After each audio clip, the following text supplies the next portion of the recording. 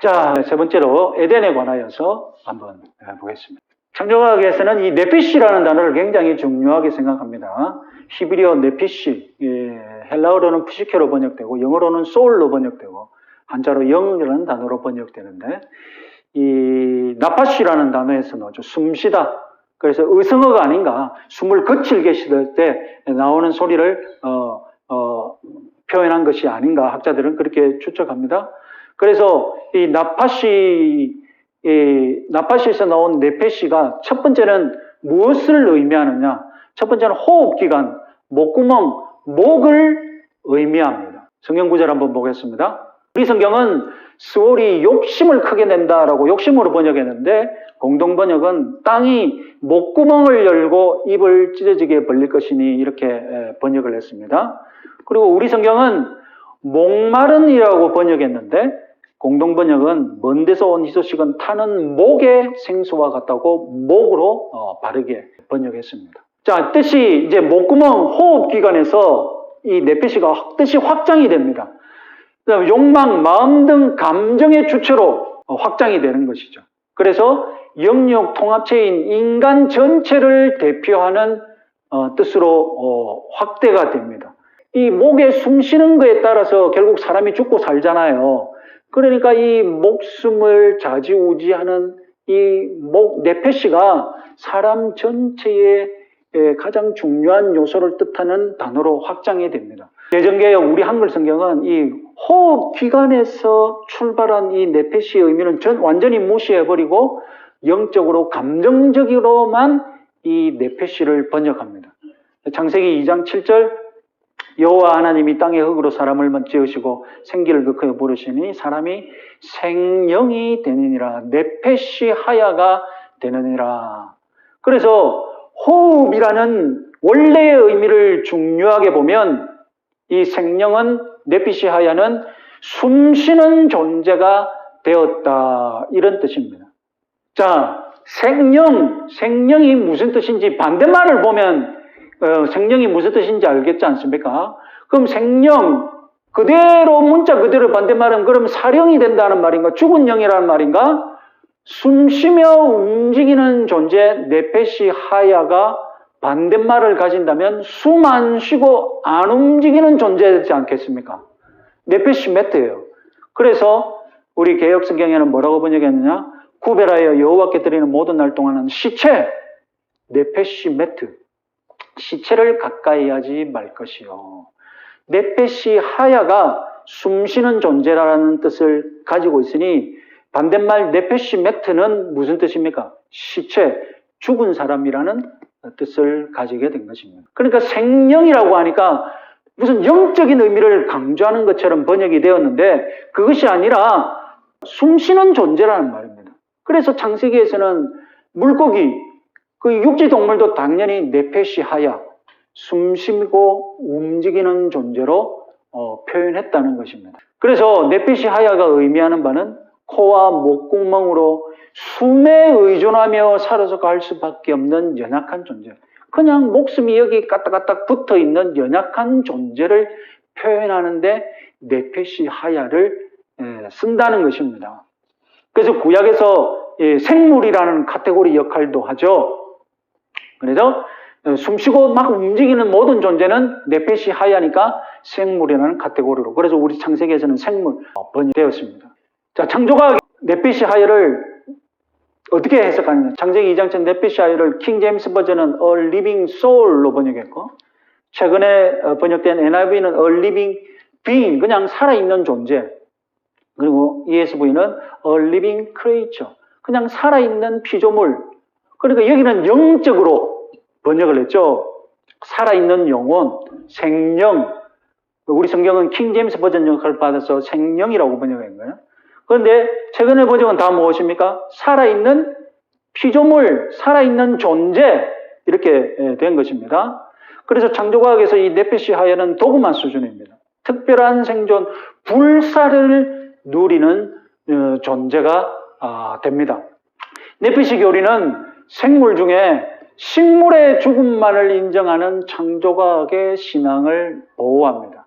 그래서 네페시 교리는 에덴의 식생, 즉 초식의 근거가 됩니다. 창세기 1장에서 하나님이 사람과 동물에게 식물을 식단으로 주고, 그리고 창조과학은 창세기 1장 에덴에서는 죽음이 없었다. 죽지 않는 존재들이 살고 있었다고 믿거든요. 죽지 않는 존재들이 바로 네페시의 하야라는 것입니다. 그리고 네페시 교리는 사람과 동물을 특별한 생존, 불사의 존재로 죽음이 없는 시대니까, 죽음이 없는 에덴 동산에는 죽음이 있으면 안 되니까 불사로 규정합니다.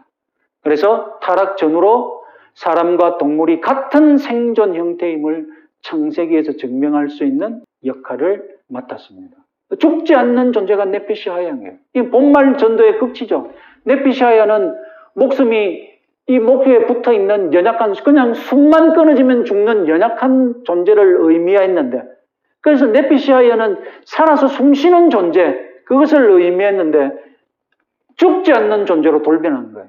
창조과학자들을 반대하는 사람들은 아니 에덴에서 곤충도 밟혀 죽을 텐데 잘못하면 죽음이 없었다는 것이 말이 되냐? 아니 피부세포도 우리가 죽었다가 살아나는 반복, 죽는 세포가 있고 죽고 살기를 반복하는데 그건 죽음이 아니냐? 심지어 아니 미생물도 우리 장내의 미생물을 보라고, 장내의 미생물도 죽었다가 다시 살아오고 죽었다가 살아오고 다 반복해서 우리 몸이 건강한데 죽음이 없으면 어떻게 되겠냐? 이런 식으로 창조과학자들을 반대하는 사람들이 에덴에 죽음이 없었다는 사실을 공격하기 위해서 이렇게 공격을 합니다. 근데 잘못 공격한 거죠. 왜 잘못 공격한 겁니까? 창조과학은 네페시만 죽지 않는다라고 주장하거든요. 네페시가 뭐였습니까? 동물과 사람이거든요. 이 동물과 사람이 아닌 거예요. 살아서 움직이는 그들에게는 아닌 거예요. 그래서 우리는 네페시 교리를 맞춰야 한다. 네페시 교리가 무엇이 문제입니까? 네페시 교리는 이사야의 종말 예언을 어떻게 해석하느냐? 이사야 11장에서 6절 8절 아시죠? 유명한 어린 양과 이리가 어린 양과 함께 들며 푸름이 어린 염소와 함께 누우며 이 구절 사자가 소처럼 풀을 먹을 것이며, 이것이 에덴의 초식, 에덴의 죽음이 없는 초식 사회로 돌아갈 것이다 라고 이사야가 예언했다고 창조과학은 믿죠. 그리고 똑같이 이사야 65장 25절 이리와 어린 양 함께 먹을 것이며 사자가 소처럼 짚을 먹을 것이며, 이 모든 것들을 에덴에 죽음이 없고 초식으로 돌아가는 예언으로 이들은 해석을 합니다. 그런데 다르게 해석할 수 있다는 것이죠. 그렇게 해석해서는 안 되고, 종말의 영광의 상태는 태초의 상태로 단순히 회개하는 것이 아니다. 이사야의 채식 본문은 종말의 영광의 상태에 새롭게 도입된 특징일 수 있다. 그리고 이사야의 채식 본문, 이사야의 동물 본문들을 문자적으로 해석해서는 안 된다. 비유적으로 해석해야 된다. 이것이 개혁주의 신학자들의 주장입니다. 그러면 간단하게 표로 한번 해보시면, 특히 메르디스 클라인이라고 우리나라의 아주 인기 좋은 구약학자죠. 이분의 책이 제법 많이 번역되었는데 최근에도 창세기 관한 책이 한 권 번역이 되었죠. 메르디스 클라인은 그의 책에서 이런 주장을 합니다. 쉽게 말하자면 제가 설명을 덧붙인 겁니다. 에덴의 자연, 육식하는 사자가 있었다는 것입니다. 그리고 그리스도로 인해 회복된 자연, 육식하는 사자와 에덴의 자연은 같은 자연입니다. 틀린 자연이 아닌 것이죠. 그런데 종말에 되면 이 육식하는 사자가 문자적으로 어떻게 변한다고요? 초식하는 사자로 변한다는 거예요. 재림 후의 자연인 거예요. 다르다는 거예요. 여기서 더 영화롭게 변했다는 거예요. 그래서 에덴과 재림 후의 자연을 비교해보면 진전이 있었다는 거예요. 진전이. 그러나 이것은 문자 그대로 해석하자는 입장은 또 아닌 거예요. 보다 더 상징적으로 보자는 겁니다. 그러면 창조과학은, 네피시 하야를 고집하는 창조과학은 어떻게 이 자연을 보느냐? 에덴의 자연에 초식하는 사자가 있다는 겁니다. 그리스도로 인해 회복된 자연, 육식하는 사자는 에덴의 자연과 회복된 자연은 다르다는 겁니다. 다르죠? 초식하는 사자, 육식하는 사자가 있는 거예요. 그런데 종말에 변화가 일어납니다. 다시 재리무자연에는 초식하는 사자로 변한다는 겁니다. 이것이 영화인데 결국 초식하는 사자는 이렇게 와서 에덴으로 회귀한다는 거예요. 다르죠? 완전히 다르죠? 다시 앞에 표를 한번 볼까요? 이 자연을 어떻게 얘기하느냐? 에덴의 자연은 육식하는 사자, 그리고 그리스도로 인해 회복된 자연, 지금 우리가 누리고 있는 자연도 역시 육식하는 사자 같습니다. 그런데 종말의 때 더 진전이 일어나는데 초식하는 사자로 변합니다. 이것이 영화롭게 변한 것인데 결국 에덴의 자연에서 재리모 자연은 진전이 있었다는 겁니다. 그럼 초식하는 사자는 문자 그대로의 사자냐? 무엇인가 더 상징적이고 이미지적인 묘사일 것이다 라고 얘기하는 거예요. 창조과학은 초식하는 사자, 육식하는 사자가 다르다는 거예요. 에덴의 자유와 지금 우리가 있는 자유는 다르다. 그런데 재리모 자유는 초식하는 사자가 다시 돌아간, 그래서 에덴으로 회귀한다. 회귀한다. 이렇게 자연을 보는 겁니다. 자, 헤르만 바빙크의 얘기를 같이 한번 읽어보겠습니다. 헤르만 바빙크, 한번 읽어보겠습니다. 초자연적 견해는 다른 극단에 치우쳐 초자연적 특성 전체를 완전한 상태에 돌렸다. 아담은 고난과 고통을 전혀 받지 않았다고 여겨졌다. 몇몇 학자들은 타락 전에 인간은 죽지 않기 때문에 음식을 필요로 하지 않았다고 생각했다. 어쨌든 배설은 조금도 보기 흉하지 않게 발생했을 것이라고 생각했다. 어떤 개혁파 신학자들에 의하면 사람의 음식은 고기가 아니라 단지 식물들 뿐이라고 한다. 번식은 육감적 욕구 없이 발생하고 아이들은 장애자로 태어나지 않고 아주 빠르게 성장했을 것이다. 더 나아가 많은 학자들은 번식이 전적으로 성적 결합 없이 발생했을 것이라고 생각했다. 또한 타락 이전의 인간은 우리 육체와는 전혀 다른 육체를 가진 것으로 여겨졌다. 동물은 낙원에서 죽지 않았고 야생동물이나 불결한 짐승들은 거기에 존재하지 않았고 장미꽃은 가시 없이 피어났고 공기는 훨씬 더 신선했고 물은 훨씬 더 부드러웠으며 빛은 훨씬 더 선명했다. 이런 에덴에 대해서 이런 안목을 가진 사람들이 있었다는 거예요. 지금 헤르만 바빙크가 얘기하는 거는. 그럼 우리 개혁파는 어떻게 에덴을 보느냐? 다음 한번 읽어보겠습니다. 아담은 이 최상의 것을 아직 소유하지 못했다. 그는 아직 영생을 갖지 못했다. 그는 실수하지 않고 죄짓지 않고 죽지 않을 능력을 가졌으나 아직 실수할 수 없고 범죄할 수 없고 죽을 수 없는 능력을 가졌던 것은 아니다. 그는 여전히 죄와 죽음의 가능성 가운데 있었고 따라서 또한 여전히 어떤 두려움과 공포 가운데도 있었다. 그러므로 개혁파 신학자들은 이런 가능성, 쉽게 변할 수 있는 이런 존재, 여전히 범죄할 수 있고 죽을 수 있는 이런 것은 하나님의 형상의 부분, 요소, 내용이 아니라 그 경계, 한계, 테두리라고 올바르게 지적했다. 그러므로 하나님의 형상이 발전되고 이러한 죄와 죽음의 가능성을 완전히 정복하여 폐기하고 불멸의 영광 가운데 빛날 필요가 있었다. 완전한 상태에 대한 이러한 견해로 인하여 개혁파 신학자들은 다른 학자들과 달리 낙원의 상태에 대한 묘사에 있어서 칭찬받을 만한 냉정함을 염두에 두었다. 자, 간단하게 말씀드리면 앞에 에덴에 관하여서 초자연적인 시각으로 바라보는 사람들이 있었다고 했죠. 개혁파 학자들 중에서도 있었다는 거죠. 그들의 특징이 무엇입니까? 에덴에서는 죽음도 없고 고기도 안 먹었고 섹스 없이 아이들을 낳고 장애자도 안 태어나고 그리고 뭐 장미꽃에 가시도 없고 공기는 더 신선하고 이런 식으로 에덴을 지금과 다른 그런 것으로 보는 입장이 있는데 우리 개혁파 신학, 칼빈주의 신학은 에덴을 어떻게 본다고요? 냉정하게 오늘날 우리가 누리고 있는 자연과 다를까? 많이 다르지 않을 것이다. 그렇게 보는 거예요. 아까 베르디스 클라인이 얘기했던 것 말씀드렸죠. 에덴의 자연과 우리가 누리고 있는 자연이 그렇게 많이 다르지 않을 것이다. 그렇게 보았다는 것입니다. 네피시의 사망 유무 결론을 말씀드리면 사람은 본성적으로 영생하는 존재가 아니라 순종 여부에 따라서 생사가 정해지는 존재. 그래서 아담이 맺은 언약이 무슨 언약입니까? 행위 언약이잖아요. 그래서 그 행위 언약을 통해 아담이 얻을 것이 무엇입니까? 순종하면 영생을 얻는 것이잖아요. 순종 안 하면 사망을 얻는 것이고 그는 불멸의 존재가 아니었습니다.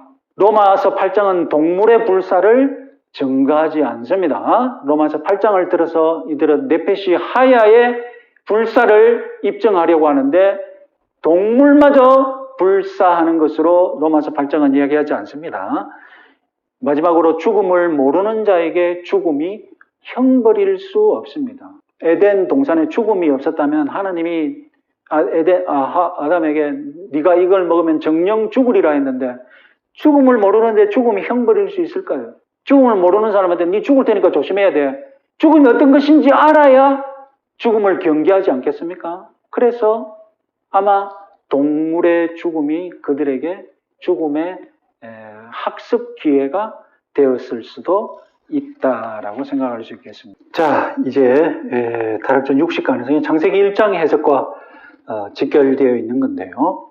창조과학은 단순히 채식을 주장해도 되고 채식을 뭐 굳이 고집 안 해도 되고 그런 입장이 아니라 창조과학은 반드시 채식을 해야 한다고 교리처럼, 왜냐하면 네피시 하야는 채식을 해야만 성립이 되니까요. 육식을 하면 죽여서 먹어야 되는 건데 그래서는 안 된다는 것이죠. 그래서 그 다락전 육식 가능성에 대해서 부인하지만 흥미롭게도 우리 칼빈주의 신학은 에덴의 식단에 대해서 육식이 가능했다라고 제안했다는 것입니다. 자, 그럼 먼저 우리가 몰랐던 에덴의 채식 식단, 여러분 뭐 에덴에서 채식 뭐 다 잘 먹고 잘 했다 하지만 문자적으로 해석한다면 아주 재밌는 사실을 발견할 수 있습니다.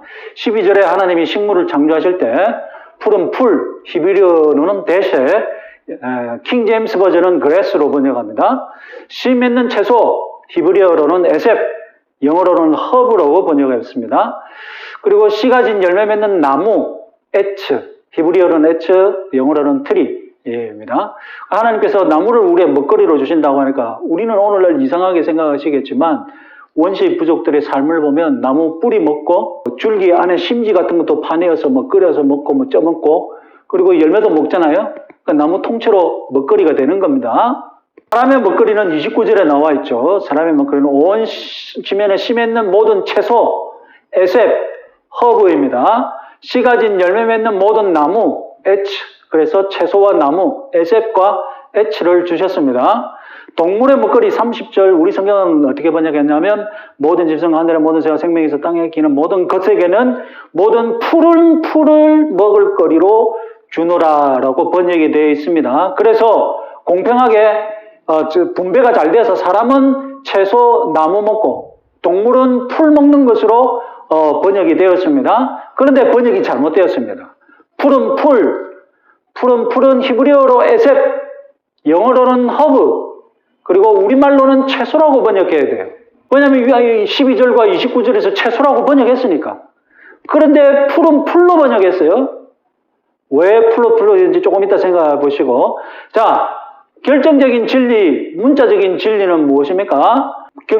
문자적인 진실은 무엇이냐면 사람은 풀 먹으면 안 되고 채소와 나무만 먹어야 되고 동물은 채소만 먹어야 돼요. 동물은 채소만 먹고 풀과 나무 먹으면 안 됩니다. 허락되지 않았습니다. 이것이 문자적인 진실입니다. 한번 고민해 볼게요. 아니, 풀은 나무에게도 안 주어졌어요. 풀은 사람에게도 동물에게도 먹거리로 안 주어졌어요. 이게 얼마나 가혹합니까? 사람은 뭐 풀 없어도 채소하고 나무 열심히 먹으면 먹을 거는데 동물에게는 채소만 먹으래. 허브만 먹으래. 풀은 풀을 먹지 말아요.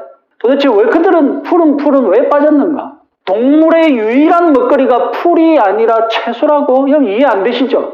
채식 동물에게 먹거리가 주어져야 한다면 풀이 주어져야 되겠습니까? 채소가 주어야 되겠습니까? 풀이 주어야 되지 않겠나? 그래 생각하시죠? 그래서 여러분 우리 한글 성경은 채소를 과감하게 지우고 채소로 번역하자니까 말이 안 되는 거예요. 사람도 채소 먹기 바쁜데 사람 먹을 채소도 귀한데 동물까지 채소로라는 자원을 두고 막 같이 싸우면 안 되잖아요. 그래서 우리말 성경은 채소를 지우고 풀로 번역을 했습니다. 그러나 진실은 무엇입니까? 동물들은 채소만 먹어요. 풀이나 나무 먹으면 안 돼요. 코끼리 얼마나 많이 먹습니까? 코끼리가 풀을 얼마나 많이 먹어야 돼요. 그런데 에덴에서는 채소, 허브만 찾아서 먹었어야 했어요. 이 진실이라면 문자 그대로 지키기 어려운 에덴의 채식입니다. 가혹한 채식 식단이라는 것이죠. 이것이 진실입니다. 칼빈은 육식이 가능했다라고 주장을 했습니다. 칼빈의 창세기 설교 우리 같이 한번 읽어보겠습니다. 이것 채식 식단은 사실로 보입니다. 하지만 반대로 하나님이 열매와 채소 등등을 말씀하시면서 육류를 먹는 것이 인간에게 허용되지 않았다는 조건을 여기에 달지 않았다는 명백한 이유들도 있습니다. 실제로 사람들은 언제나 짐승들을 하나님께 제사, 번제로 드렸습니다. 다른 한편으로 우리는 태초부터 가죽 옷을 입었음을 압니다. 그렇다면 인간들은 짐승을 죽여야 했던 것입니다. 이처럼 육류를 먹을 자유가 있었던 것도 사실로 보입니다. 지금 여러분들 이것이 칼빈이 좀 설득력이 없다는 주장을 한다는 느낌이 들 겁니다. 저도 뭐 그렇게 느끼고 있습니다. 하여튼 칼빈은 1장에서는 이렇게 조금 많은 추측을 해야 좀 설득력이 이것은 조금 그래도 이상하지 않나 이렇게 느낄 수 있을 만큼 변명을 했습니다. 칼빈이 창세기 설교에 계속해서 그러면 여기서 창세기 1장 29절 30절 여기서 채소와 과일 열매만을 언급되는 이유는 무엇일까요? 사람의 먹거리가 왜 식물만 먹어야 되느냐?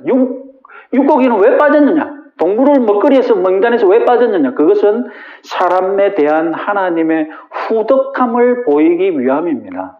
채소가 많으니까 지금 당장 아담 앞에 보여지는 풍성한 먹거리는 식물들이니까 식물만 언급했다는 것입니다. 그래서 창세기 9장 3절 유명한 채식의 이론에서 유명한 구절이죠. 모든 산 동물은 너희의 먹거리가 될지라 채소같이 내가 이것을 다 너희에게 주노라. 노아의 홍수 이후에 하나님이 동물을 먹거리로 허락했다는 구절이지 않습니까? 여기에 가서 칼빈은 굉장히 설명을 많이 해야 된다고 느꼈던 것 같습니다. 이 구절이 너무나 분명하니까 주석을 이번에는 보겠습니다. 우리가 바울에게 듣기로는 우리는 우리가 원하는 것을 먹을 자유가 있지만 오직 양심의 확신을 가지고 먹어야 하며 어떤 것이 불결하다고 생각하는 자에게만 그것이 불결하다고 했다. 그리고 식단의 자유는 통치의 권리에 의해 인간의 손에 신성하게 전달되어졌다. 그러므로 의심해서는 안 되는 교훈이 있으니 주께서 모세를 통하여 분명하게 선언하실 때 계획하신 바는 우리의 신앙을 견고하기 위함인데 그 신앙은 우리가 의심스럽고 두려운 양심으로 육식하지 않도록 주께서 인간에게 자유로운 육식을 허락하셨다는 것이다. 칼빈이 가르쳤던 이 육식 가능 이론을 그 이후에 개혁파 신학자들이 받아들였는데요. 그 수용되는 역사에 대해서 우리는 잘 모르지 않습니까? 그러나 헤르만 바빙크가 칼빈의 육식 허용론이, 육식 가능론이 우리 칼빈주의 신학자들에게 어떻게 수용되어 왔는지 간단하게 요약한 설명을 같이 한번 읽어보겠습니다. 개혁교회학 2권에 있던 내용입니다. 칼빈과 대부분의 개혁파 신학자들은 인간의 육식은 심지어 홍수 전과 타락 전에 허용되었다고 생각했다. 창세기 1장 29절은 인간의 육식을 의도적으로 언급하지 않는다는 사실이 침묵의 논증으로서 사용될 수 없다.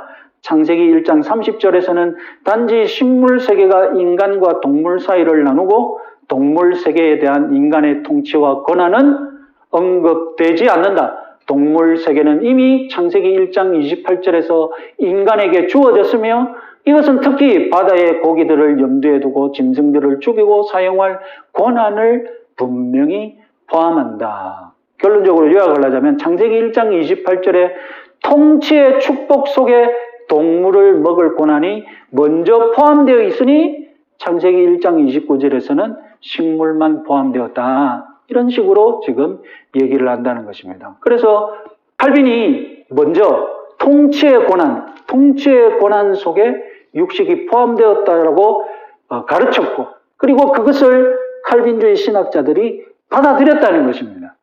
역사적인 사실입니다.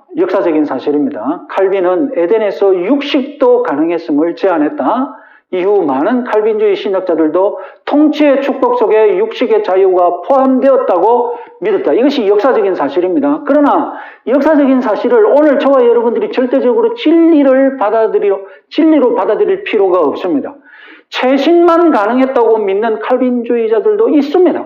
에덴에서는 채식만 가능했다고 믿을 수 있습니다. 에덴의 식단, 그것이 채식이든지 육식이든지 그것은 칼빈주의의 잣대가 아닙니다. 다만 역사적으로 칼빈주의 신학은 독특하게, 별나게 에덴의 식단에 육식이 있었다라고 믿어왔다는 것입니다. 자, 그러면 냉정하게 평가를 해봅시다. 자, 우리가 겉보기에 알고 있는 채식만 가능하다는 것, 이것은 어떻게 평가할 수 있습니까? 해석하기 쉽죠. 보이는 대로 믿으면 되니까요. 그런데 문제는 무엇입니까? 지키기가 어려워. 동물에게는 고문 수준.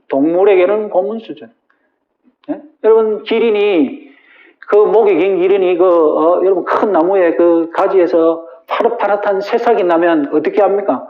그걸 긴 혀로 꺼내가지고, 가시를 피해가지고요, 새싹만 싹 이렇게 말아서 먹어요. 그런데 에덴에서는 기린이 그거 하면 큰일 나요. 예, 나무를 먹을 수 있습니까? 에덴 못 먹어요.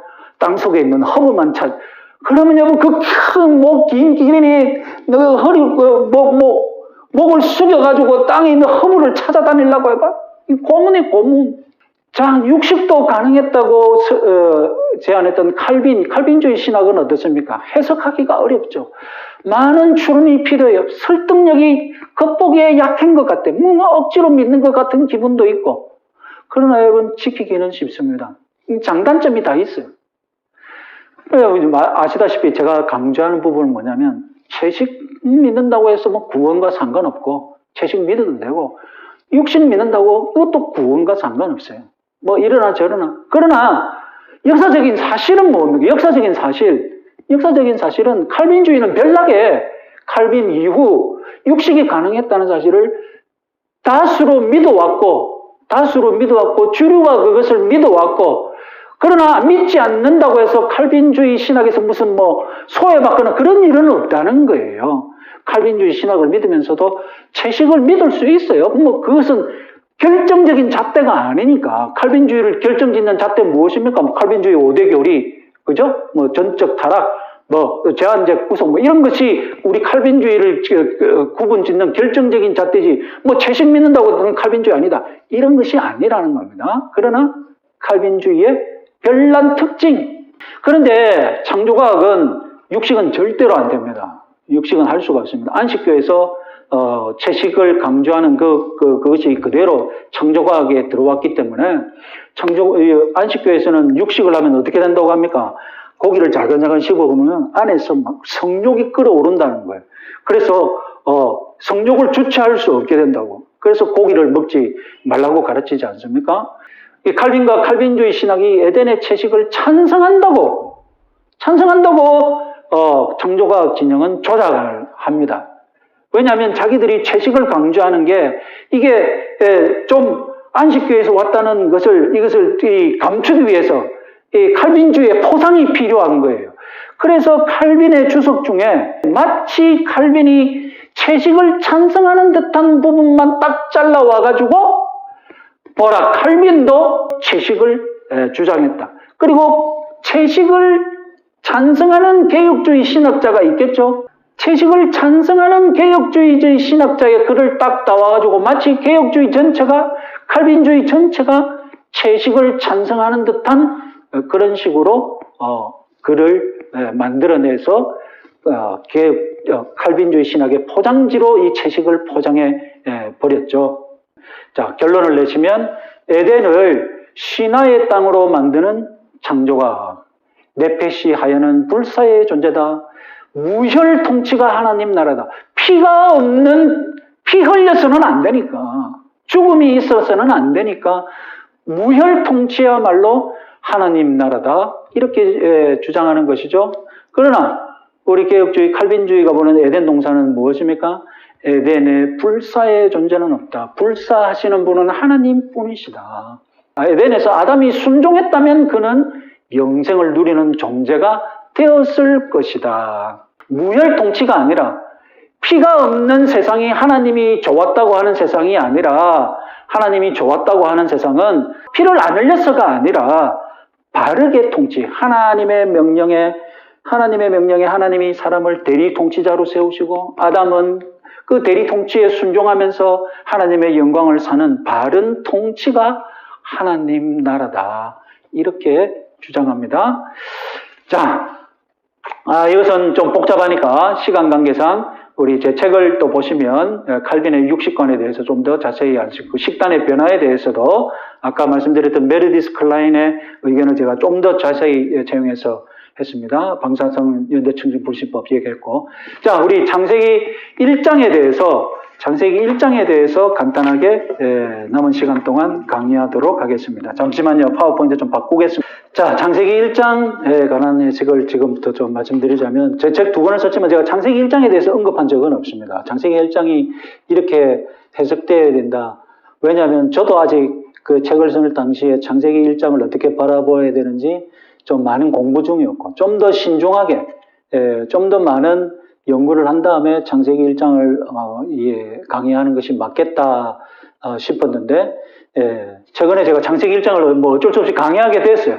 그래서 하나님께서 지금 강의하시라는 것 같다. 그런 뜻으로 알고 지금 창세기 1장을 강의하고 있는데요. 자, 창세기 해석 원칙 2가지 저는 중요하게 봅니다. 첫 번째, 존 월턴이 강조한 유명한 명구죠. 성경은 우리에게 쓰인 책이 아니라 우리를 위해 쓰인 책이다. 무슨 말입니까?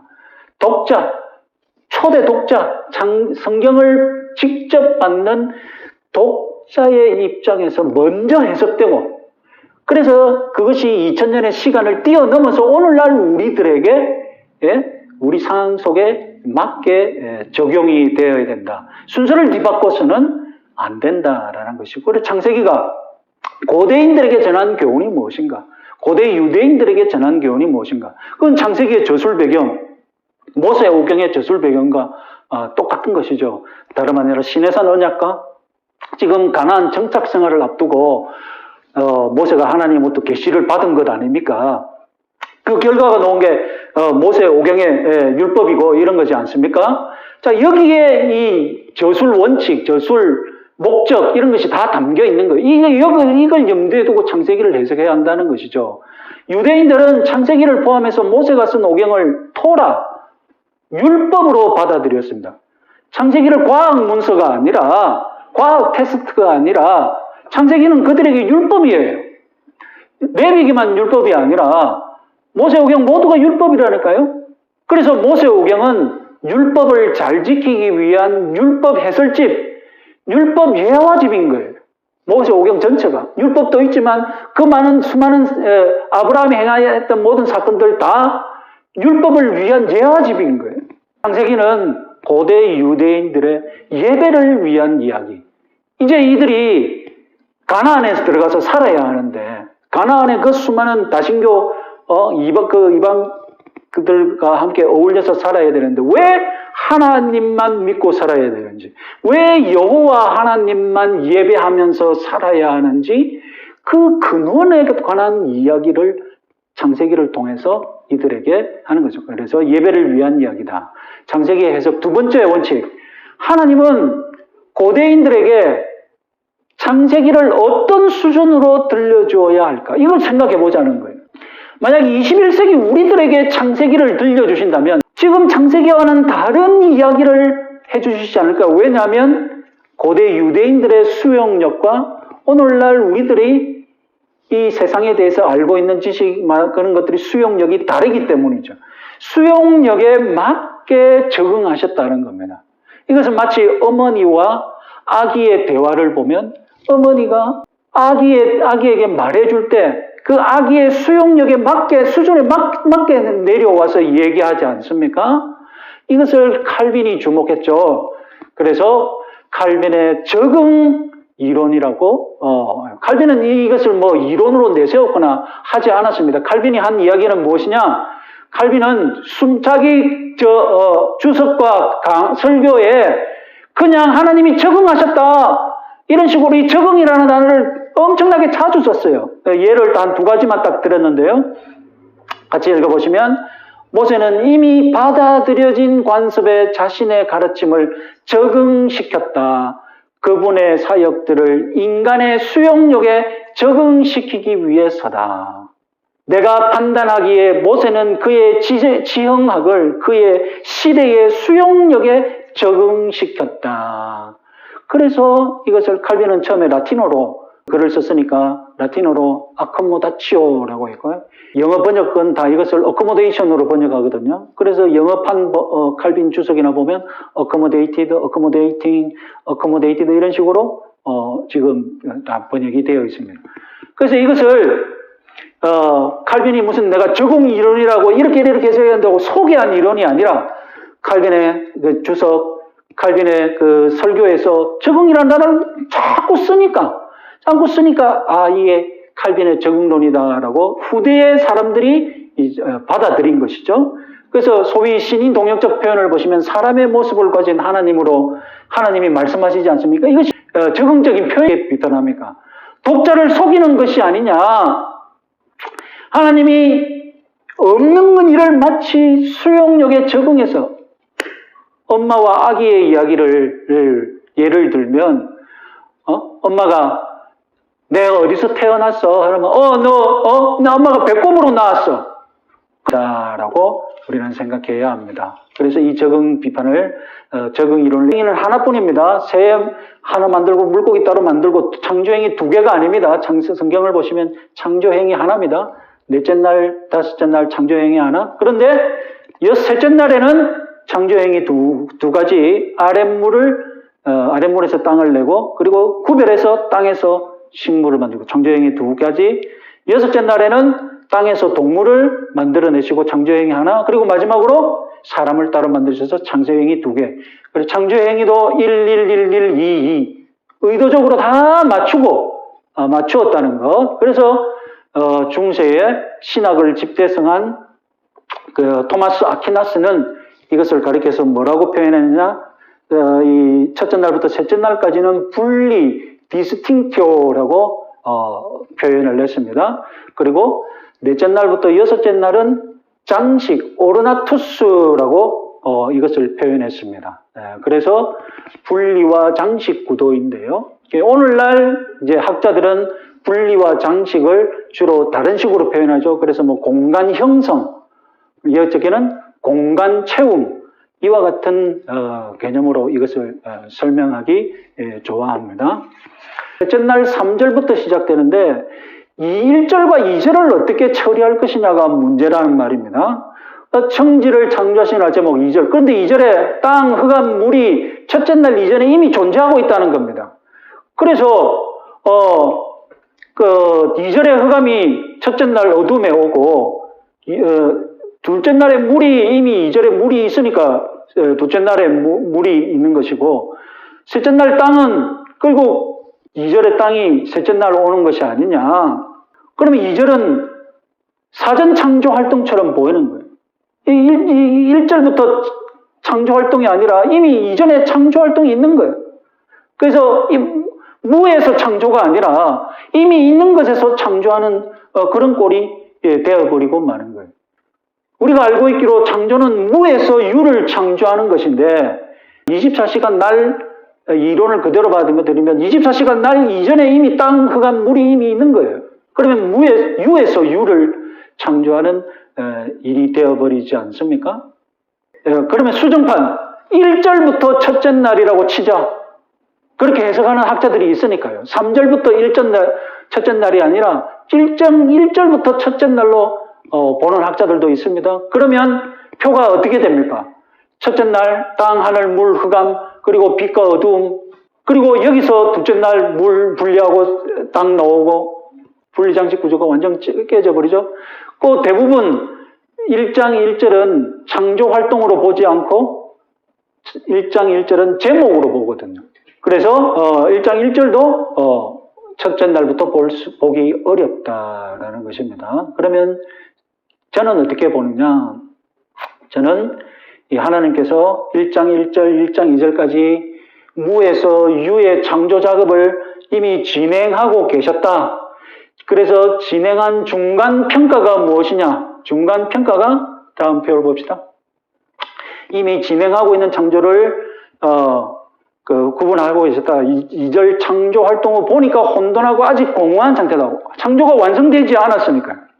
그래서 하나님께서 혼돈을 분리로, 혼돈하고 공허했다고 하니까 혼돈을 분리로 첫째 날, 둘째 날, 셋째 날 하시고 공허를 채움으로 넷째 날, 다섯 날, 여섯째 날 하시는데 이때의 하루는 24시간의 하루가 아니라 하나님이 만족하시는 날, 하나님이 만족하시는 그 순간까지의 날이다. 그 하나님의 날이다. 사람의 시간으로 측정할 수 없는 하나님의 날이다.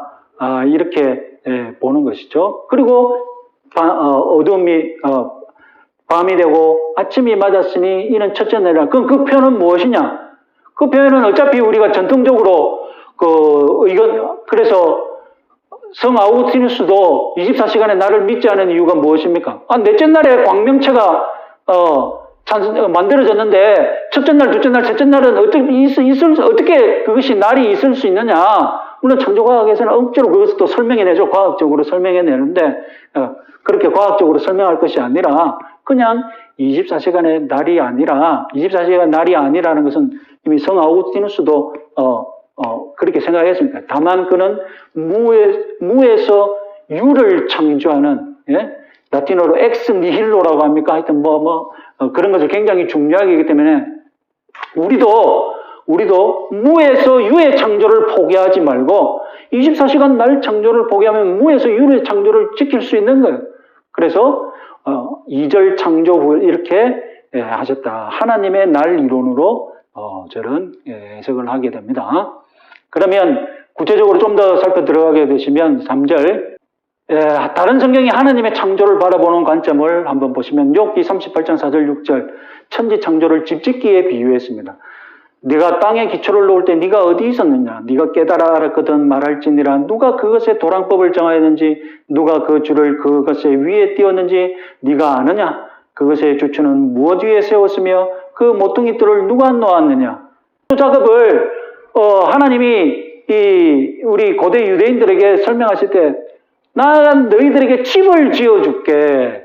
이 세상 전체가 집이지 않느냐. 고대인들은 이 세계를 우리는 오늘날 집이라고 하면 아파트 중심으로 아스팔트, 시멘트, 철 구조, 콘크리트 이런 식으로 생각하지만 고대인들은 집을 자연으로 생각했거든요. 이 세계 전체가 자기 집이다라고 생각을 했거든요. 그 증거가 어디에 있느냐. 고대인들이 창조를 이해하는 수준이 다름 아니라 자기 집을 이 세상을 집짓기로 다 이해한다는 것입니다. 그는 땅 위에 궁창에 앉으시니 땅에 사는 사람들을 메뚜기 같으니라. 그가 하늘을 차일같이 펼치시며 거주할 천막같이 치셨고 집으로 자꾸 설명하지 않습니까? 집을 지으시는 하나님으로 우리가 바꿔서 이해한다면 공간 형성의 이 날은 골조를 세우는 작업이라고 볼 수 있겠죠? 그죠? 그리고 공간 채움은 인테리어 하는 작업으로 볼 수 있겠죠? 그리고 창세기 2장은 어떤 것으로 볼 수 있겠습니까? 에덴 동산, 하나님의 집. 이 하나님의 집을 지으시고 사람과 같이 살려고 하나님이 지금 이 건축 작업을 지금 하고 계시다는 것입니다. 자, 신약 성경도 세상을 집으로 표현했습니다. 알아두시면 유익한데요.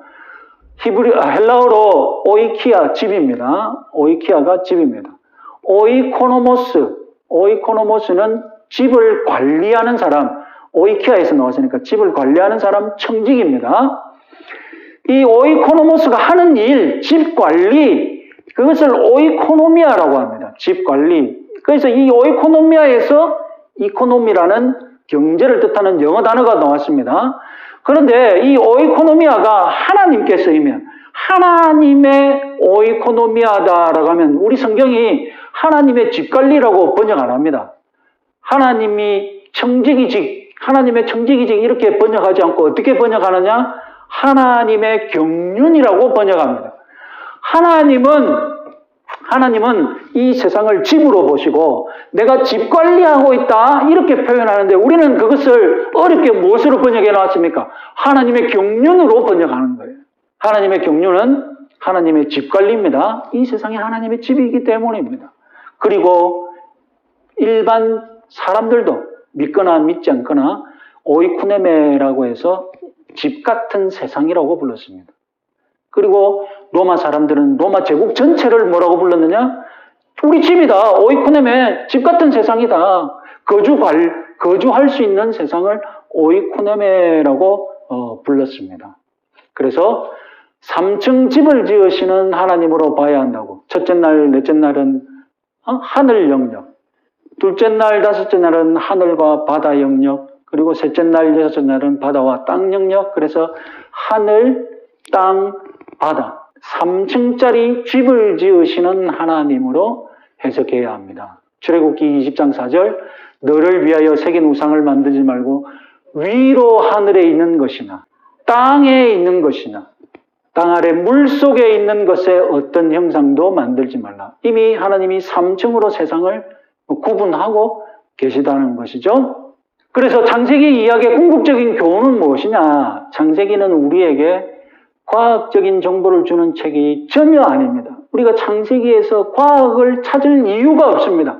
찾아서도 안 되고 과학으로 난도질해서도 안 되고 창세기 이야기는 하나님께서 사람을 위해 집을 지으셨고 또한 하나님과 같이 살 집, 성전 같은 집을 지으셨다는 이 사실을 얘기해주고 싶다는 것입니다. 그런데 창세기 이후로 무슨 이야기가 펼쳐집니까? 하나님과 같이 살 집을 사람이 어떻게 했다는 겁니까? 망쳐버렸다는 거. 그게 타락이죠. 그래서 하나님과 같이 살 집에서 쫓겨나잖아요. 방황하며 사는 인간들에게 하나님이 다시 포기하지 않고 같이 살 집을 지으시려는 하나님. 그래서 제 세 번째 책 제목이 무엇입니까? 내 집에 매너 있게 들어오라고 율법을 주셨고, 하나님의 집에 같이 살려는 하나님, 집을 지으시고 같이 살려는 하나님, 이렇게 해석해야 된다니까요. 자, 요한복음은 이제 예수님이 오신 후 예수님의 신앙을 가진 이 수용력에서 창세기를 다시 바라볼 여력이 생겼습니다. 전에는 없었죠. 구약의 백성들은 예수님 없는 신앙의 수용력으로 창세기를 바라봤는데 이제 신약시대의 사도 요한은 예수님이 오신 후 예수님이 행한 일을 이해하고 창세기를 다시 바라보니 새로운 수용력이 생긴 거예요. 그래서 뭐라고 했습니까? 태초에 말씀이 계시니라. 이 말씀이 하나님과 함께 계셨으니 이 말씀은 곧 하나님이시니라. 그가 태초에 하나님과 함께 계셨고 만물이 그로 말미암아 지은 바 되었으니 지은 것이 하나도 그가 없이는 없느니라. 자, 결정적인 말씀 14절 말씀이 육신이 되어 우리 가운데 거하시매라고 했습니다. 자, 여기서 가운데 거하시다 이 말은 헬라어로는 텐트치다. 그리고 영어로 문자적으로 그대로 번역이 되면 테버너클드, 천막을 친다 이런 말입니다. 그래서 천막은 뭡니까?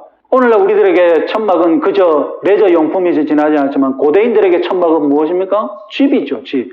그래서 여러분 New Living Translation, New Living Translation 이 번역이 한 번씩 깜짝 놀랄 정도로 번역을 정말로 정확하게, 다른 번역은 다 이상한데도 이 번역은 하는 놀라운 번역이더라고요. New Living Translation이 뭐라고 했냐? 우리 가운데 거하시매를 made his home among us. 우리 가운데 그의 가정, 그의 집을 만드셨다라고 번역했습니다. 하나님이 태초에 집을 만드셨는데 그 집 만드는 일이 막 집 쫓겨나고 사람들이 막 하나님 집에 못 살게 되는데 예수 그리스도가 하신 일이 무엇입니까? 예수 그리스도가 하신 일이 다름 아니라 우리 가운데 다시 하나님의 집을 만드시는 일이셨다. 그래서 예수님의 제2의 창조작업, 누구든지 그리스도 안에 있으면 새로운 피조물이라 하나님 예수 그리스도로 다시 창조 작업을 보는 거예요. 이전 것은 지나갔으니 새 것이 되었다. 새로운 피조물은 그의 마음에 하나님의 집이 있는 사람, 집이 회복되었다니까요. 집 지으려는 하나님께 순종 협력하면 좋은 집을 짓는 인생이 된다. 이것이 창세기 1장을 바라보는 궁극적인 큰 흐름이다. 이렇게 보고 있고요. 다음 좀 더 세부적으로 들어가면요. 2절 혼돈, 공허한 땅, 어둠이 깊음 위에 무리에 있음. 2절에서 고대인들이 충격을 받는 것이 무엇이냐? 그건 다름 아니라 다른 민족들의 창조 신화의 특징이 있는데 그 특징들을 요약해보면 공통점이 있습니다. 첫 번째는 압도적인 통제 불가능한 자연현상을 신격화합니다. 그래서 모든 것이 다 바다, 태양 다 신격화되죠. 신의 존재가 됩니다. 두 번째, 신들 간의 전쟁이 있습니다. 이쪽 신 편먹고 저쪽 신 편먹고 그래가지고 막 싸워서 신들 간의 전쟁이 막 있습니다. 그래서 신화가 알고 보면 다 싸우는 이야기예요. 대부분 다. 그리고 세 번째 압도적인 이야기가 뭡니까? 신들의 생식과 탄생. 신들이 눈만 맞으면 여기서 바람나고 저기서 바람나고 누가 무슨 아들을 낳고 어떻게 돼? 그래서 신들의 생식과 탄생 이야기가 이렇게 이 창조신화의 특징입니다. 그런데 창세기에는 이것도 없어요. 압도적이고 통제 불가능한 자연현상을 신격화하지 않아. 혼돈, 공허한 땅, 어둠. 다른 민족 신화에 가면 다 이게 뭡니까? 다 이게 거대한 신, 그저 싸우고 편을 갈아서 싸워야 할 신들이 되는데 창세기에서는 신이 되지 못합니다. 신들 간의 전쟁도 없어요. 하나님 그냥 한 분뿐인데 한마디로 모든 게 다 정리가 돼. 어두움이 만약에 신적인 존재라고 칩시다. 그럼 하나님과 싸웁니까? 혼돈이 신적인 존재라고 칩시다. 그럼 하나님께 싸워서 유혈 사태가 일어납니까? 그냥 하나님이 빛이 있으라 한마디에 그냥 깨갱이. 하나님 질서 다 잡으시는 거예요. 전쟁이 없어. 신들 간의 생식과 탄생, 무슨 누가 눈 맞아가지고 바람나고 누구를 낳고 그런 이야기가 있습니까? 없어요. 진짜 재미없는 창조 신화가 다름 아니라 창세기의 창조 이야기다. 창세기의 창조 이야기는 단 한 분 하나님께서 질서 있게 주권적으로 말씀으로 이 세상을 아름답게 집을 장식하는 이야기다. 이런 것으로 말씀하고 계신다는 것입니다. 자, 궁창에 관해서 중요한데요. 우리 한글 성경은 궁창, 하늘 궁자, 풀을 창자입니다. 풀은 하늘이라는 것이죠. 가톨릭에서는 공동 번역은 창공이라고 번역합니다. 풀을 창자, 비어있을 공자입니다. 말이 되는 것은 이 공동 번역이 말이 되죠. 비어있는 푸른 공간을 하늘이라고 궁창을 하늘이라고 부른다고 할 때 우리는 궁창을 하늘이라고 부른다 말이 안 되죠. 왜냐하면 푸른 하늘을 하늘이라고 부른다고 말하는 거니까. 자, 궁창이든 창공이든 고대인들이 믿었던 하늘을 표현하지 못하는 아쉬움이 있습니다. 자, 고대인들이 믿었던 하늘을 우리가 이해해야 되죠. 고대 헬라 철학자들은 이 하늘을 어떻게 이해했습니까? 하늘은 7층짜리 천구, 하늘 천자 공구자를 써서 그래서 이 돔 같은 딱딱한 하늘, 크리스탈 수정 같은 하늘이 이 7개가 있어서 어떻게 됩니까? 다음 걸 보겠습니다. 그래서 월성천, 달의 하늘, 수성천, 금성천, 태양천, 화성천, 목성천, 토성천 이 7층짜리 이 돔이 7개가 있어서 달 돌고 다음에 태양 돌고 이 도는 것을 표현한다고 했죠. 그런데 나중에 헬라 철학자들이 자꾸 이 층이 늘어나죠. 뭔가 이상한 별이 나타나서 저 별은 왜 움직이지? 그러면 그 움직임을 설명하기 위해서 돔 하나를 더 만들죠. 그런데 또 이 별나게 움직이는 별이 생겨요. 그러면 그 별의 움직임을 설명하기 위해서 또 돔 하나를 더 만들어요. 그렇게 해서 자꾸 늘어나는데 아리스토텔레스까지 가게 되면 나중에 33층에서 55층짜리 이 하늘이 되어버린 거예요. 그래서 이거 처음에는 믿기 위해서 설명하기 위해서 이 돔 천구 이론을 설명했는데 나중에는 55층짜리 돔을 믿으라니 믿기지가 않는 거예요. 그래서 중세 때 가면 대폭 간단하게 만들어지죠. 그래서 1300년대 중세 천문학의 집대성된 단테의 신라권을 보면 단테는 10층천을 이야기하죠. 그래서 월성천, 수성천, 금성천, 태양천, 화성천, 목성천, 토성천, 항성천, 원동천, 그 다음에 지고천. 원동천이 움직이면 그 영향력으로 한성천이 움직이고 다음에 차례차례 다 움직인다는 것이죠. 그리고 마지막으로 하나님이 계시는 지고천이 있다. 그러면 유대인들은 하늘을 어떻게 이해했을까요? 유대인들, 창세기 1장 8절에 하늘은 히브리어 샤마임인데 아시다시피 하늘들입니다. 복수의 하늘이에요, 역시. 그럼 유대인들도 하늘을 여러 개 있다고 믿었다는 뜻인데 고린도후서 1장 12장 2절 보시면 내가 그리스도 안에 있는 한 사람을 아노니 지금 사도 바울이 자기가 체험한 하나님을 만나고 온 그런 경험을 얘기하는 거거든요. 그는 14년 전에 셋째 하늘에 이끌려 간지라 그가 몸 안에 있었는지 몸 밖에 있었는지 나는 모르거니와 하나님은 아시느니라. 유대인들에게 하나님이 계신 하늘은 몇째 하늘입니까? 셋째 하늘인 거예요. 그러니까 셋째 하늘에 하나님이 있다면 둘째 하늘은 별이 있는 하늘이 될 것이고 그리고 1층 하늘은 창공, 아무것도 없는 그냥 있는 하늘이 되겠죠. 다음 절을 보겠습니다. 창세기 1장 14절 하나님이 이르시되 하늘의 궁창에 광명체들이 있어 낮과 밤을 나뉘게 하고 그렇게 해서 2층이 항성, 행성들의 하늘 나중에 헬라 철학은 이걸 7층 이상으로 분리를 하죠. 고대 유대인들이 BC 2000년경 3층 하늘을 믿었다면 그리고 헬라인들이 그것을 받아서 7층 하늘 나중에 33층 하늘, 55층 하늘로 분리했다면 유대인들은 계속 3층 하늘을 믿었고 그리고 사도 바울도 3층 하늘을 믿었다는 것입니다. 헬라인들은 하늘, 천구, 돔들이 딱딱하다고 믿었는데 그럼 유대인들은 하늘을 어떻게 믿었느냐? 궁창으로 번역된 히브리어 명사 라키아, 동사 라카, 펴다라는 뜻인데 이 펴다라는 단어가 출애굽기 39장 3절에 쓰였습니다.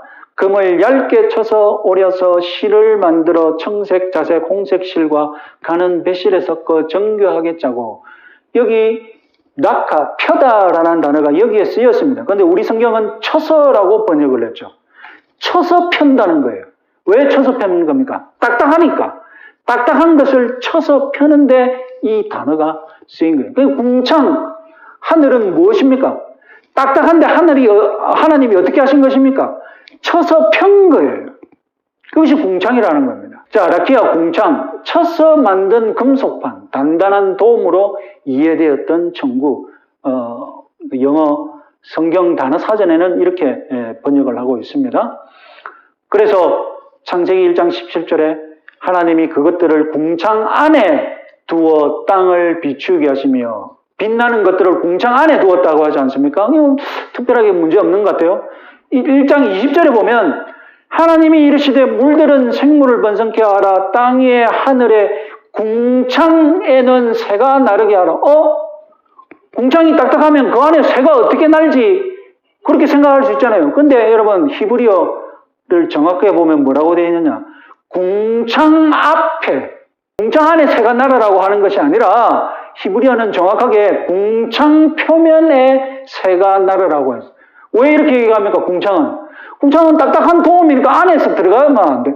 안 되고 앞에서, 궁창 앞에서 날아야 되니까 이렇게 말씀하신 거예요. 자, 라틴어 성경은 어떻게 번역했느냐? 이 궁창을 피르마멘툼이라고 지지대, 단단하게 지지하는 것으로 번역했습니다.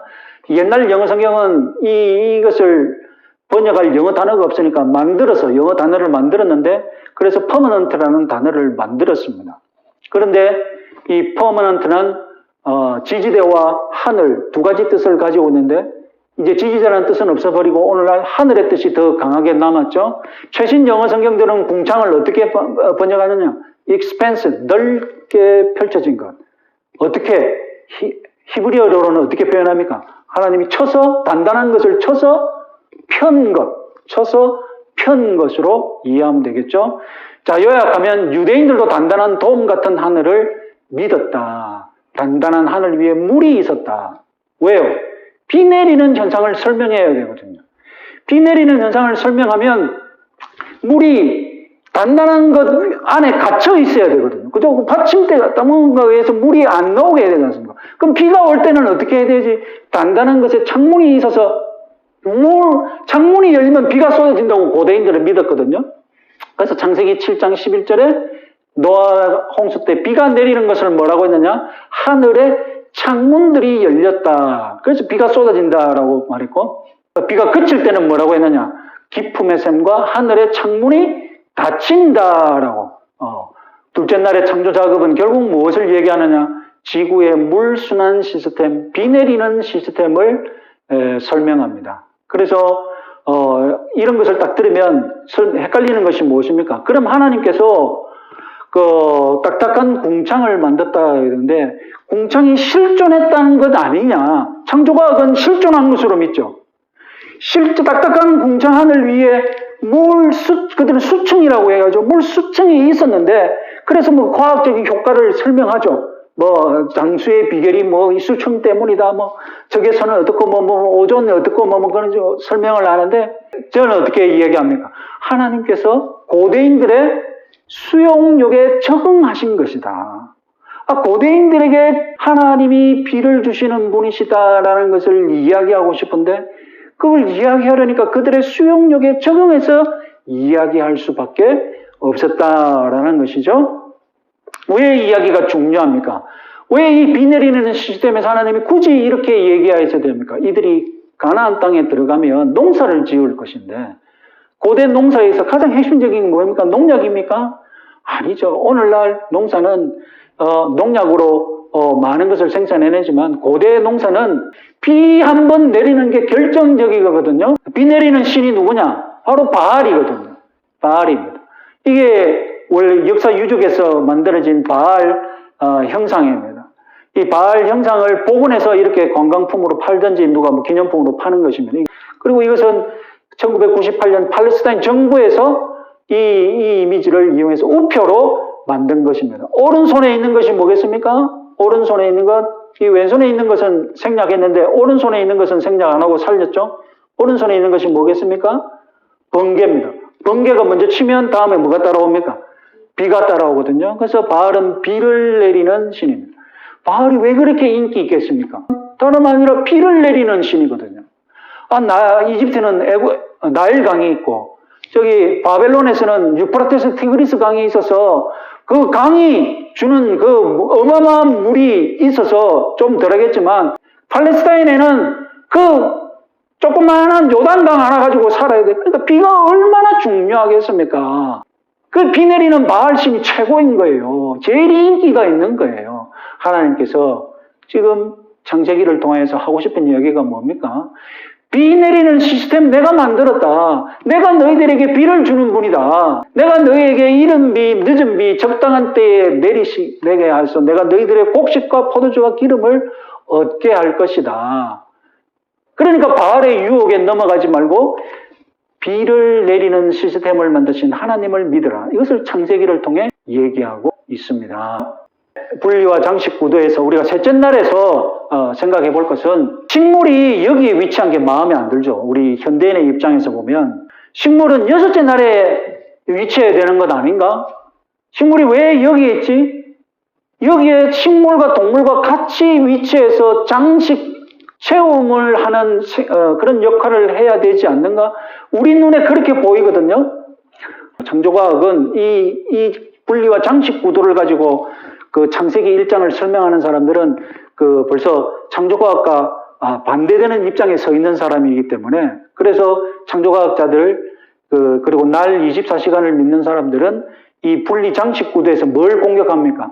왜 식물이 셋째 날에 있느냐? 아니 여섯째 날에 있어야 맞지. 셋째 날에 있으니까 분리 장식 구도 이게 말이 안 된다. 셋째 날부터 벌써 채우는 일을 하는 거 아니냐? 식물이 있다는 것은 이 셋째 날부터 벌써 채우는 작업을 하고 있다는 뜻이니까 채움, 분리, 장식 구도가 없다는 것입니다. 그렇게 공격을 하죠. 대답을 못 해요.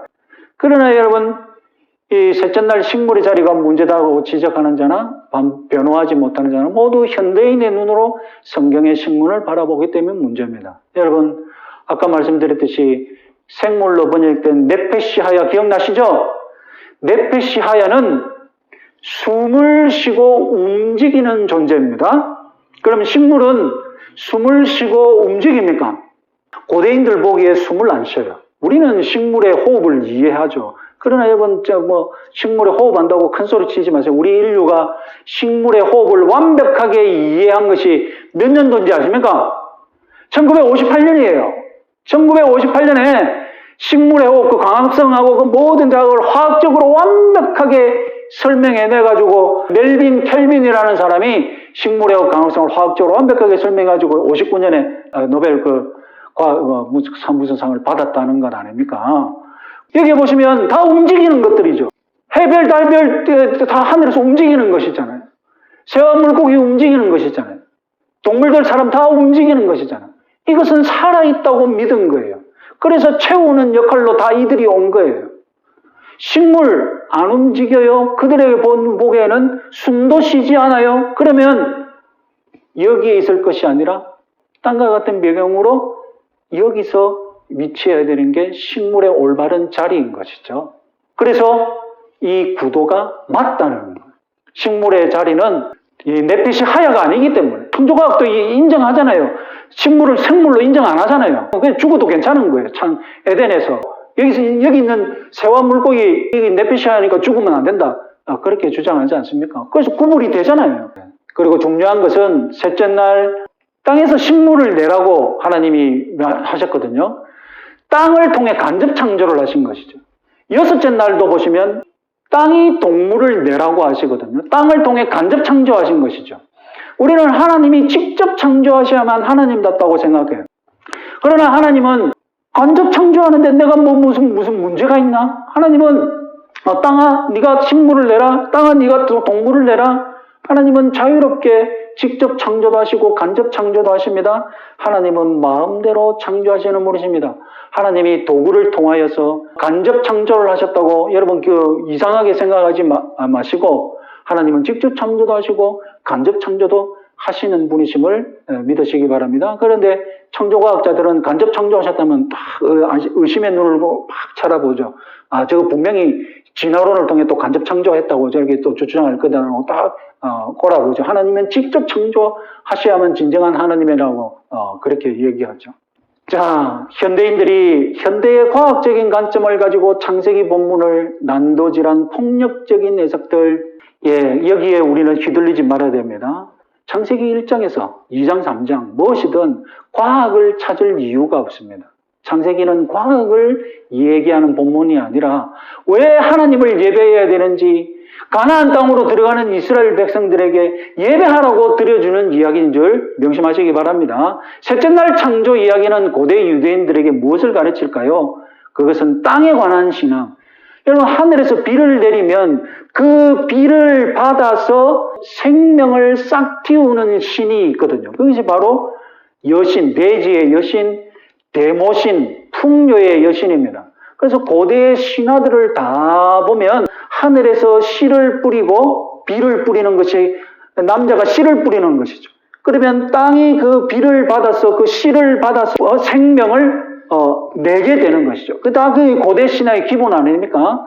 그 바알에 이어서 가나안에서 가장 인기 있는 여신은 또 누굽니까? 아세라 여신이거든요. 구약 성경에서 아세라가 40번 언급되는데, 아세라 목상을 없애버려라가 20번 언급됩니다. 여러분, 목상이라고 할 때 나무로 만든 상이라고 하지 않습니까? 쉽게 만들 수 있습니다. 쉽게 휴대할 수 있습니다. 아세라 목상은 아세라 여신의 인기를 입증합니다. 기드온이 아세라 목상을 파괴하는 장면을 아마 그린 상상도인 것 같습니다. 진짜 아세라 목상은 어떻게 되느냐? 이게 발굴된 진짜 아세라 상이고요. 이게 이 아세라를 복원한 것입니다. 노골적이죠?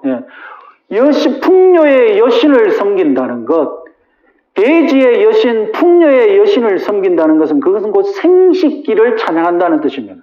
생식기를 찬양해야 많이 생산할 거 아닙니까? 그래서 여러분 여기 있는 건 뭐냐? 에베소에서 아데미 여신 아시죠? 바울이 와가지고 아데미 여신 관련 사업을 하는 상인들이 타격을 입으니까 아데미 여신 부운동을 일으켰지 않습니까? 이 아데미 여신은 가슴이 24개입니다. 예, 풍요의 여신이니까 가슴이 24개나 돼서 많은 사람들에게 젖을 줘야 됩니다. 하나님께서 말씀하시는 것은 이거죠. 땅이 그의 소산을 내어 주었으니 하나님 곧 우리 하나님이 우리에게 복을 주시는도다. 소산을 내는 건 땅이죠. 소산을 내는 건 땅입니다. 그러나 땅이 소산을 내도록 운영하시는 분은 누구십니까? 하나님 곧 우리 하나님에게 우리 복을 주신다. 이 셋째 날 창조 작업을 지금 시편이 찬양하고 있는 것 아닙니까? 예. 자, 지금까지 제가 얘기한 것이 무엇입니까? 지금까지 제가 얘기한 것은 창세기 1장에서 우리가 과학 이야기를 할 필요 없다는 겁니다. 여기 과학 정보를 얻고 창세기 1장이 우리들에게 무슨 대단한 과학적인 정보를 주기 위해서 하는 것이 아니라 가나안에 들어가서 어떻게 휩쓸리지 말고 어떻게 하나님을 찬양할지를 하나님을 예배할지를 알려주는 이야기가 창세기 이야기입니다. 자, 넷째 날, 다섯째 날, 여섯째 날, 굳이 또 이런 말씀 드리면 그렇겠지만 시간 관계상 마쳐야 되겠는데, 저희 이렇게 유튜브 계정에 보시면 넷째 날, 다섯째 날, 여섯째 날에 관해서도 제가 창세기 설교를 해놓은 것이 있습니다. 그것을 통해서 또 보충하시면 될 것 같습니다. 자, 이상으로 제 강의를 들어주셔서 감사합니다. 그리고 좀 더 세밀하고 어려운 이 교의학적인 부분은 아무래도 이 강의보다는 제 책을 찬찬히 보시면서 제 책에 더 많은 설명과 더 많은 인용들 그런 것들을 통하여서 독자들을 설득하고 있으니 제 책을 통해서 또 한번 보충해 보시고, 그리고 제 책에 그래도 문제가 있는 것 같다 싶으면 또 제 계정이라든가 여러 가지를 통해서도 질문해 주시고 그렇게 하시고, 제 책은 또 제가 또 한 30% 또 할인된 가격으로 또 독자들에게 제공할 수 있으니까, 제가 또 가지고 있는 분량이 있거든요. 아마 10,000원이면 책값이 15,000원인데 한 10,000원 정도로 여러분들 책을 구입하실 수 있도록 또 연락을 주시면 되겠습니다. 자, 수고하셨습니다. 감사합니다.